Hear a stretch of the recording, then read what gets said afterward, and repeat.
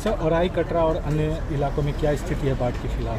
देखिए, जैसा आप लोग जान रहे हैं कि पानी का धीरे धीरे करके स्प्रेड हो रहा है, लेकिन अच्छी बात यह है कि कटरा में जैसा कल हम लोगों ने जो भयावह स्थिति देखा था, रोड के ऊपर 2-3 फीट पानी बह रहा था, तो आज हम लोग घूम करके आ रहे हैं। मेरे और एसएसपी साहब के द्वारा भ्रमण किया गया है। कटरा में सिचुएशन काफ़ी इम्प्रूव किया है। आवागमन के लिए 1-2 स्थानों पर हम लोग छोड़ दें तो रोड के ऊपर पानी जो है ओवरफ्लो नहीं कर रहा, लेकिन हम लोगों ने काफ़ी संख्या में 20 से ज़्यादा कम्युनिटी किचन चलाया है, स्वास्थ्य कैंप की व्यवस्था की है, पशु चिकित्सा के लिए दवा और डॉक्टर को डिप्यूट किया है। और कल से जहां कटरा में पानी घटेगा वहां उन रिहायशी इलाकों में हम लोग ब्लीचिंग पाउडर और चूने का छिड़काव भी प्रारंभ करेंगे। इसके लिए भी सिविल सर्जन डीपीएम को निर्देश दे दिया गया है। वो लोग सब लोग फील्ड में हैं, पीएचडी के इंजीनियर्स भी लगे हुए हैं। पर्याप्त संख्या में शौचालय, चापाकल की व्यवस्था कराई जा रही है और हम लोगों का ये प्रयास है कि लोगों को रेस्क्यू करें। हमारे पास एनडीआरएफ, एसडीआरएफ की 4 टीम्स लगी हुई हैं। एक जो पारू में हम लोग गंडक का जलस्तर बढ़ने के कारण डिप्लॉय किए हुए थे, उसको भी हम लोगों ने औराई बुला लिया है। तो पर्याप्त संख्या में एसडीआरएफ, एनडीआरएफ की टीम है। लोगों को रेस्क्यू करके और उन लोगों को 2 समय का भरपेट खाना मिले, इसकी व्यवस्था हम लोग कर रहे हैं। और इसके अतिरिक्त कोई भी अगर मरीज़ आ रहे हैं, आईसीडीएस के माध्यम से गर्भवती महिलाओं को रेस्क्यू किया जा रहा है। रेस्क्यू करके अभी हम लोग अस्पताल में भिजवा रहे हैं ताकि जो भी उनका ड्यू डेट हो, किसी तरह से डिलीवरी में समस्या नहीं हो।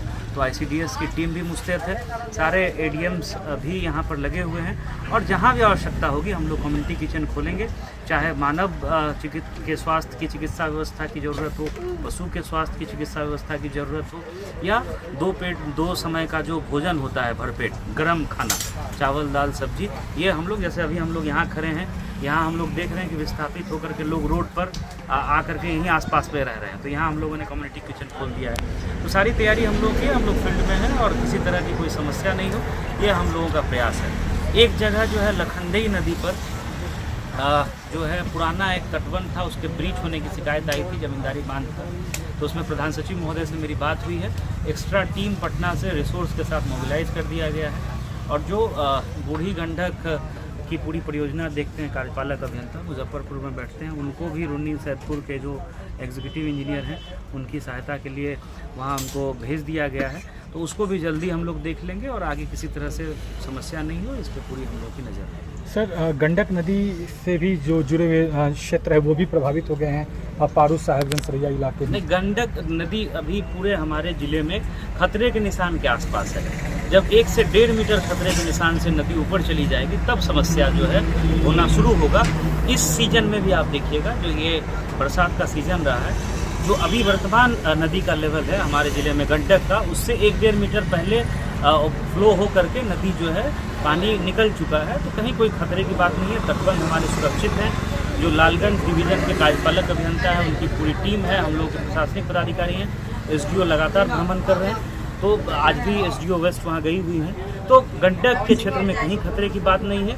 गंडक और बूढ़ी गंडक में पानी धीरे धीरे बढ़ रहा है, लेकिन हम लोग मान के चल रहे हैं कल से घटना शुरू हो जाएगा और अभी खतरे के निशान से बस थोड़ा सा ही ऊपर है। लेकिन जो एचएफएल होता है, जैसे बागमती में आप देखिएगा एचएफएल पे तो नदी आ ही गई, उसके ऊपर भी 1-1.5 मीटर जो है वो चली गई, जिसके कारण समस्या हुई।